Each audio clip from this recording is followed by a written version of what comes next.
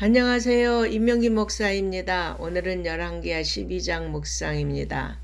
제사장 여호야다가 요아스를 왕으로 세우며 다윗 왕조가 다시 시작되는데 7세의 왕이 된 요아스는 40년간 유다를 통치합니다.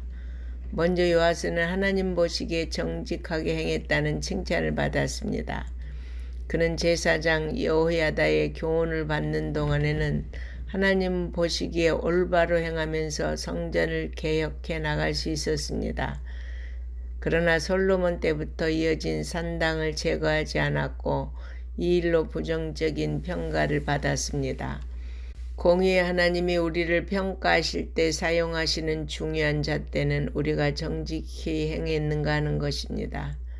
요아스는 아달랴가 바알을 섬기며 방치했던 성전을 수리하며 개혁을 진행하였습니다. 그는 제사장들에게 하나님의 성전에 드리는 모든 헌금을 사용해서 성전을 수리하라고 명령했습니다. 즉 백성들이 성전에 내는 헌금을 다른 데 쓰지 않고 성전에 파손된 곳을 수리하는 데만 사용하라고 명령한 것입니다. 그런데 제사장들이 그 명령을 실행하지 않자 제사장들을 강하게 책망한 후 헌금 담당자들이 제사장을 거치지 않고 성전 수리하는 자들에게 직접 성전 수리 비용을 주게 하였습니다. 이렇게 왕이 주도해서 성전을 건축하고 수리하는 이유는 여호와를 향한 신앙과도 관련이 있지만 왕권 강화도 관련이 있었습니다. 그래서 왕이 성전을 건축하거나 수리하는 역사를 실행하면 백성은 왕의 권위를 신앙심과 연결시키기 때문에 왕에 대한 지지도가 높아지게 됩니다. 요아스는 어린 나이에 왕위에 올랐으니 왕권을 제대로 행사할 수 없는 상태였습니다.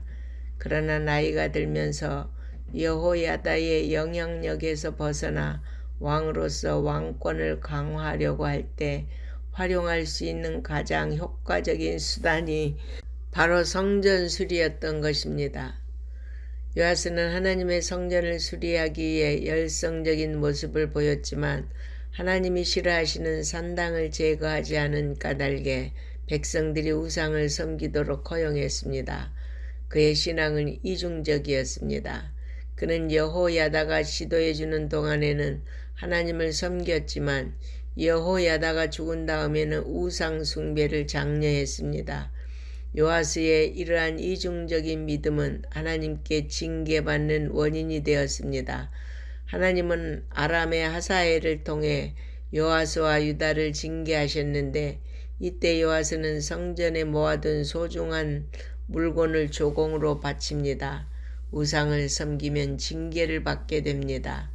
요아스는 40년 동안이나 통치하면서 하나님께 정직히 행한 자라는 칭찬도 들었고 성전 수리에 열성을 다하는 모습도 보였습니다. 그러나 말년에 신하들에 의해 암살을 당하게 됩니다.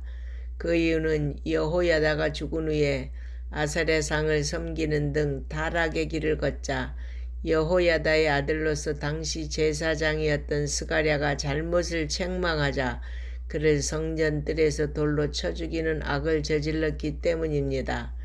이로 인해 하나님의 도구인 아람 왕 하사엘에 의해 징계를 받고 신하에게 암살을 당한 것입니다.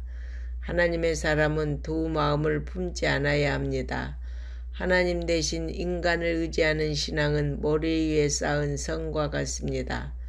여러분, 우리가 마지막까지 초지일관 변치 않는 믿음을 지키게 해달라고 늘 기도해야겠습니다. 아무리 그동안 잘 살아왔더라도 마지막이 아름답지 못하다면 그의 삶은 헛된 것이 되고 말 것입니다. 아멘.